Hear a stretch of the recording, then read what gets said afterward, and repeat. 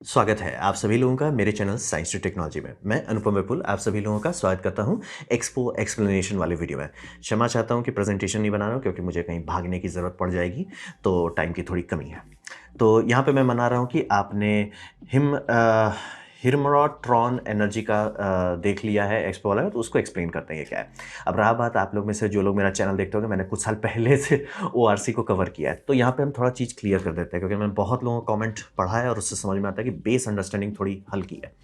क्या steam cycle से आप पावर बना सकते हैं? बनाते ही हैं। क्यों बनाते हैं? क्योंकि स्टीम बहुत इफिशिएंट है, यानी कि 30% तक आप निकाल सकते हैं या 45 तक, लेकिन 45 के लिए बहुत तिगड़म करना पड़ेगा, लेकिन कर सकते हैं। तो रहा बात, तो हर जगह स्टीम क्यों नहीं कर, जैसे डेटा सेंटर से स्टीम निकल रहा है तो उससे क्यों नहीं कर लेते? यहाँ पे समझना बहुत ज़रूरी है। स्टीम को उतना इफिशिएंट बनाने के लिए उसे बहुत हाई टेम्परेचर और बहुत हाई प्रेशर चाहिए होता है। यही बात आप लोग जनरली इग्नोर कर देते हैं, यानी कि जब कोल फर्नेस वर्क है, और बेसिक कोल फर्नेस की बात हो रही है, एकदम बेस्ट ऑफ द बेस्ट नहीं। ये जो कोल फर्नेस है, इसमें कोल सीधे जलाया नहीं जाता कि भट्टी की तरह जल रहा है। कोल लेते हैं, उसे ग्राइंड करते हैं, डस्ट में बदला जाता है, ब्लो करते हैं, फिर उसमें आग लगाते हैं और वो फर्नेस बनाया जाता है। और ये बहुत हाई टेम्परेचर होता है, यानी कि फायर का टेम्परेचर अगर आप देखने जाएंगे आराम से बिना लोड के वो 1600 डिग्री सेल्सियस पहुंच जाता है। तब जाके हाई प्रेशर पानी घुमाया जाता है अलग अलग लूप में, तब जाके आपको 1000 डिग्री या 1200 डिग्री सेल्सियस का पानी, ये मतलब स्टीम मिलता है।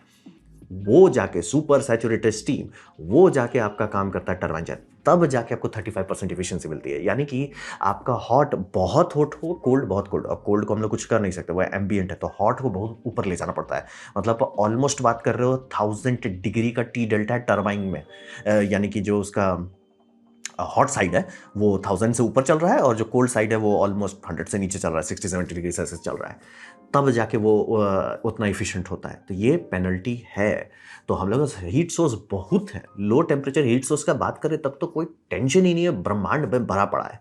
दिक्कत यह है कि डेल्टा बहुत कम है, डेल्टा बहुत टाइट है, वहां पे ORC काम करता है। ORC क्या है? ऑलमोस्ट वही सिस्टम है कि आप एक फ्लूइड ले रहे हैं, उसे बॉईल कर रहे हैं और वो टरबाइन घुमा रहा है, टरबाइन घुमा के वो कंडेंस हो जा रहा है, साइकिल हो रहा है, बेसिकली जैसे स्टीम सिस्टम है। बट स्टीम वाटर पे चलता है, H2O पे। यहाँ पे आप ऑर्गेनिक रैंकिन साइकिल में ऑर्गेनिक सी इस्तेमाल करते हैं, यानी कि जनरली हाइड्रोकार्बन या जैसे कि प्रोपेन, ब्यूटेन, ये सब को इस्तेमाल करते हैं। क्यों?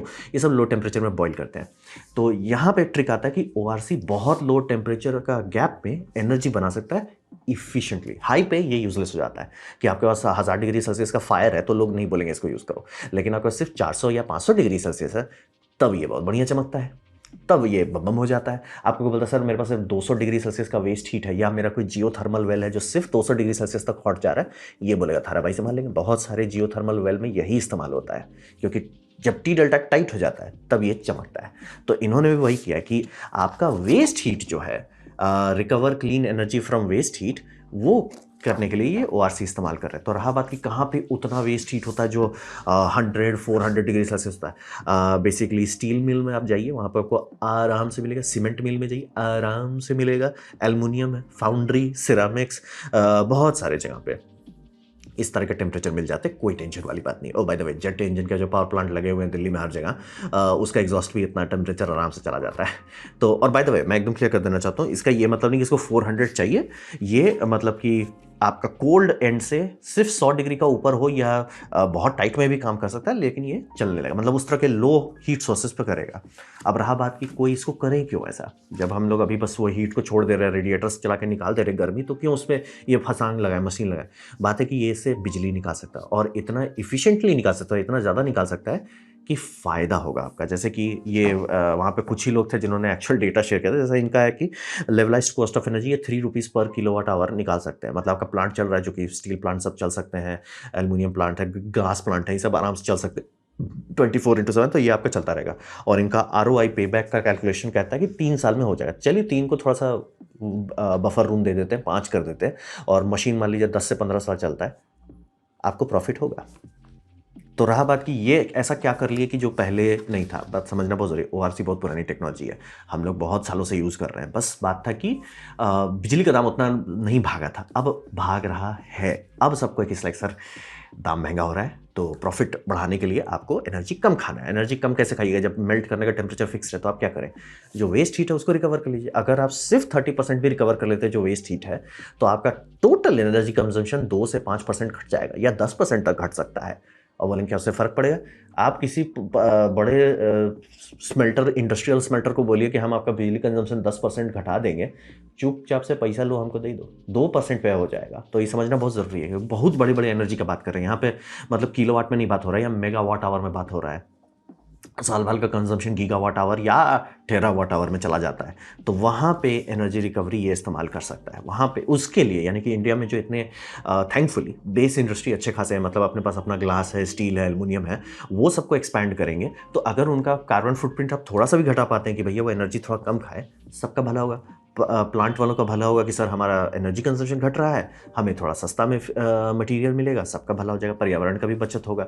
और रहा बात और कम टेम्परेचर के भी बहुत सारे सोर्सेज है, जैसे मान लिए कुछ आप कर रहे हैं जिसमें आपका 70-80 डिग्री सेल्सियस आ रहा है, तो भी ये कर सकते हैं। बस हाँ, ऑब्वियसली रेफ्रिजरेंट चेंज किया जाएगा और शायद इफिशिएंसी थोड़ी सी हल्की घटती जाएगी, लेकिन आप कर सकते हैं। अब रहा बात कि क्या डेटा सेंटर का हीट से चल सकता है, चांसेस कम है, क्योंकि ऑब्वियसली पहले अभी किसी ने किया नहीं है। दूसरी बात, मे भी यूरोप में कुछ जगह पे चल सकता है कि आप, क्योंकि सीपीयू सब, जीपीयू, रैम, ये सारे 50 डिग्री सेल्सियस पे रेटेड है। आप टेक्निकली 80 पे भी चला सकते हैं, बट मान लीजिए आप सर्वर को पूरा रख रहे हो कि 50 से ऊपर नहीं जाने देंगे। 50 से जितना ऊपर हो गर्मी खींचते रहेंगे, आपका कंप्रेसर आराम से उस 50 को लेकर 60-70 कर सकता है, बिना ज़्यादा सीओपी खराब किए हुए। अब उससे जो गर्मी निकल रहा है, क्या वो गर्मी से आप ये ओआरसी चला सकते हैं? अगर बाहर एम्बियंट बहुत कम है तो। एम्बियंट अगर कम नहीं है तो नहीं। जैसे इंडिया में एम्बियंट ही 50 के ऊपर चला जाता है, तो आपका जो कंप्रेसर है वो 60-65 डाल के 15 डिग्री का डेल्टा बेचारा दे पाएगा, वो काफ़ी नहीं है। और रहा बात की, मुझे लगता है थोड़ा सा मिसकम्युनिकेशन हो गया था। वो बता रहे हम लोग का टेम्परेचर आधा डिग्री 2 डिग्री पे भी हो जा रहा था। हमको लगता है वो हीट एक्सचेंजर का बात कर रहा है, ना कि पूरा लूप। तो हम जब बोल रहे कोल्ड है, तो हमको लगा वो हीट एक्सचेंजर में कन्फ्यूजन, क्योंकि बहुत ही कम चांस है कि ये सिस्टम मतलब 10-15 डिग्री सेल्सियस का हीट पे काम करने लगे, वो भी थोड़ा सा भी इफिशिएंट हो। क्योंकि अगर वैसा है तो ये सोलर कॉन्सेंट्रेटर लगा, उससे मतलब ये सोलर वाटर हीटर लगा, उससे बिजली बनाने लगो, सोलर पैनल छोड़ दो। तो कॉन्टेक्स्ट वही है। लेकिन हाँ, मैं क्लियर कर देना चाहता हूँ, छोटे स्केल पे ये सेंस नहीं बताइए, हम लोगों के घर के लिए नहीं है, ये इंडस्ट्रियल लोगों के लिए है, डिस्ट्रिक्ट लोगों के लिए, कि जहाँ पे बहुत सारा वेस्ट हीट है उसको आप कवर कर लीजिए, आपका पर्यावरण का भी बचत होगा, बिजली का भी बचत होगा, तो वो भला है। रहा बात सोलर की, इसमें एक थोड़ा सा तांडव है, जो इनका स्पेशल सॉस है वो है इन्होंने टरबाइन पे किया है। कोई भी स्पिनिंग चीज में, जैसे खासतौर पे मोटर जनरेटर में आपके पास 3 वेरिएबल मिलता है, जो आपको पता होगा। वोल्टेज आप बहुत नहीं बढ़ा सकते, इंसुलेशन ब्रेक डाउन कर जाएगा। करंट बहुत नहीं बढ़ा सकते, कंडक्टर मेल्ट कर जाएगा। आरपीएम ये आप बढ़ा सकते हैं। जैसे कि आपके घर में जो बिजली आती है वो 50 हर्ट्ज पे चलती है, अमेरिका में जाएंगे वो 60 हर्ट्ज पे चलती है। तो यही दुनिया में 2 फ्रीक्वेंसी चलती है। लेकिन जब प्लेन का इंडस्ट्री का डेवलपमेंट हो रहा, तो उनको था बहुत सारे फैंस चाहिए, ब्लोअर्स चाहिए, प्लेन में बहुत चीज़ लगता है, पंप्स लगते हैं, तो भैया वो सब चलाएं कैसे? क्योंकि उसके लिए बड़ा बड़ा लगाएंगे तो भैया प्लेन उड़ेगा ही नहीं, भारी बहुत हो जाएगा। तो छोटा मोटर कैसे बनाए? वोल्टेज नहीं बढ़ा सकते, करंट नहीं बढ़ा सकते, आरपीएम बढ़ा दिए। तो अभी जो आपका नॉर्मल हाउस होल्ड है वो 40 to 50 हर्ट्ज पे चिल रहता है, सॉरी 50 to 60 हर्ट्ज पे चिल मारते हैं, जैसे हम लोग मेन्स फ्रीक्वेंसी कहते हैं। एयरोप्लेन्स पे जाइएगा तो सारी चीज़ 400 हर्ट्ज पे चलता है। आप कभी मोबाइल से कुछ फोटो ले रहे होंगे या वीडियो ले रहे होंगे, बहुत सारा लाइन है, वो इसलिए 400 हर्ट्ज है। तो वो चलता रहता है 400 हर्ट्ज पे। और आपका इलेक्ट्रिक व्हीकल वो भी 400-800 हर्ट्ज पे चलाता है, तभी मोटर, इतनी सुन मोटर इतना सारा हॉर्स पावर रख पाता है, क्योंकि फ्रीक्वेंसी ज़्यादा है। वोल्टेज उतना ज़्यादा नहीं है, करंट भी ज़्यादा नहीं है, फ्रीक्वेंसी ज़्यादा है। वो 3 वेरिएबल में से 1 वेरिएबल बढ़ा देते हैं। तो टरबाइन के साथ भी वही होता है, आप बहुत छोटा टरबाइन से बहुत पावर निकाल सकते हैं। तो स्टीम टरबाइन इतना बड़ा क्यों होता है? क्योंकि वो लो आरपीएम के लिए बना है। वो बना है भैया, वो 3000 से ऊपर जाएगा भी नहीं, और 3000 शायद ही 1-2 सिस्टम चलते हैं। जनरली 1500 आरपीएम पे चिल रखा जाता है।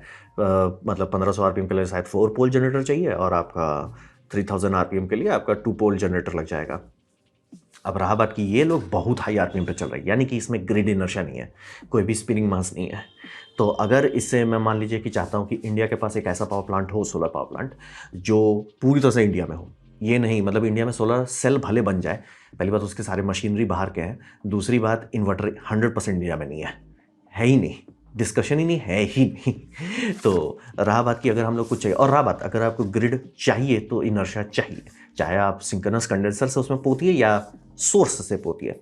तो सोर्स से पोतने में ये काम कर सकता है। तो इन्होंने मैंने पूछा कि आपका तो ठीक है, छोटे आपने बना दिया, कंटेनर में डालो, आराम से प्लांट्स को बेच दो, बल्ले बल्ले। और बहुत अच्छी बात है ये, अगर शिपिंग आप आसान कर दो तो ज़्यादा लोग खरीद के इंस्टॉल करेंगे, बल्ले बल्ले। लेकिन अगर हम पावर प्लांट बना कि भैया वो मतलब कि सिर्फ मिरर है, कलेक्टर है, जिसमें आराम से 200-300 डिग्री सेल्सियस का गर्मी मिल जा रहा है, उससे हम चलाना चाहते हैं, ये चलेगा? चलेगा। क्या इफिशिएंट होगा? हाँ, एक्चुअली सोलर पैनल से थोड़ा ज़्यादा इफिशिएंट होगा, क्योंकि सोलर पैनल आपका सिर्फ 20 से 25% में रो देता है। ऑन पेपर 30 छू सकता है, लेकिन अभी तक मैंने देखा नहीं है रियल लाइफ में। हाँ, मल्टी जंक्शन छू लेंगे, लेकिन मल्टी जंक्शन हम लोग यूज़ नहीं कर रहे हैं। ये आराम से 30 पहुँच जाएगा अगर आप 200 डिग्री सेल्सियस का हॉट रख रहे हो। कोल्ड आपका मतलब सिर्फ 80 भी रहेगा तो भी हो जाएगा। तो वो सबसे पहला तो वही एफिशिएंसी बढ़ गया, यानी कि पर स्क्वायर किलोमीटर में कितना बिजली देगा ये ज़्यादा होगा। दूसरा ये स्पिनिंग मास है, और स्पिनिंग मास निकालने के लिए आपको बड़ा करना होगा, यानी कि ये किलोवाट का यूनिट्स का बात करें। अगर आप इनको कॉन्ट्रैक्ट देते हो कि सर हमको मेगावाट में चाहिए, कई मेगावाट, तब वो स्ट्रेट मास दे देंगे, सर आपका आरपीएम सीधे ग्रिड से कपल होगा, यानी फ्लाईव्हील लगाइए, ग्रिड पे इनर्शिया आ जाएगा, ताकि बाकी सारे सोलर, छोटे छोटे सोलर इन्वर्टर जो घर वाले खरीद रहे हैं वो लगा सके, नहीं तो वो चलेगा नहीं। ये करना पॉसिबल हो जाएगा। ये भारत को एक ऐसा ऑप्शन देता है कि अगर हम लोग चाहते हैं कि कोई ऐसा मतलब कुछ कुछ प्लांट्स ऐसा रहे जो कुछ भी हो जाए, बाहर पूरी दुनिया में लोग बोलते हैं कि भैया इंडिया को एक सेमीकंडक्टर नहीं देना है, मतलब कि आपका मॉसफेट हो जाए, आईजीबीटीज हो जाए, 32, भैया ये आइटमबर्ग के फैक्ट्री में गए थे, 32 बिट के कंट्रोलर लगते हैं इनके बोर्ड सब में, वो इंडिया में नहीं बनता है। तो समझना बहुत ज़रूरी, बहुत चीज़ें लगता है जो हम लोग ध्यान नहीं देते। ये उस टेक्नोलॉजी को हम लोग को एक ऑप्शन देता है, और ये हम लोग सेल कर सकते हैं। इंडिया को उसकी इतनी ज़रूरत नहीं है, हमारा करेंसी काफ़ी स्ट्रांग है। क्या कि और बहुत सारे नेशंस हैं जो लैंडलॉक्ड हैं, बीच अफ्रीका में पड़े हुए हैं, या बीच आपका साउथ अमेरिका में पड़े हुए हैं, उनका हालत थोड़ा टाइट है। वहाँ पे इस तरह की टेक्नोलॉजी बहुत बढ़िया काम करेगी। धूप बहुत है, सिलिकॉन नहीं है, करेंसी नहीं है कि बाहर बाहर से इजराइल से जाके इन्वर्टर ले आओ, इंडिया बहुत लाता है इजराइल से इन्वर्टर, तो वो सब का टेंशन नहीं है, और ऑन साइट आप बना सकते हो। और रहा बात 24/7 कैसे लाएं, थर्मल एनर्जी स्टोरेज डाल सकते हैं। थर्मल एनर्जी स्टोरेज इनएफिशिएंट होता है, वो उसकी पेनल्टी है। मतलब कि उसमें आप 100 मेगावाट आवर का थर्मल एनर्जी डालिए, 30 ही मेगावाट इलेक्ट्रिकल एनर्जी निकलेगा, वो पेनल्टी है। बेनिफिट, साइज बड़ा, बहुत सस्ते में बन जाता है, हाई टेम्परेचर सस्ते में स्टोर कर सकते हैं, कोई टेंशन वाली बात नहीं है। 200-300 कोई बड़ी बात नहीं। ग्राफाइट स्टोरेज पे चाहिए तो आराम से वो चलता है 3000 पे, टेंशन लेना ही नहीं है। तो वो एक फ़ायदा रहता है कि आपको सर मेरे को 10-100 मेगावाट आवर स्टोर करना है, या 5 गीगावाट आवर स्टोर करना है, थर्मल एनर्जी स्टोरेज कर लेगा। बस कन्वर्शन इफिशिएंसी ख़राब रहती है, लेकिन सस्ता रहता है।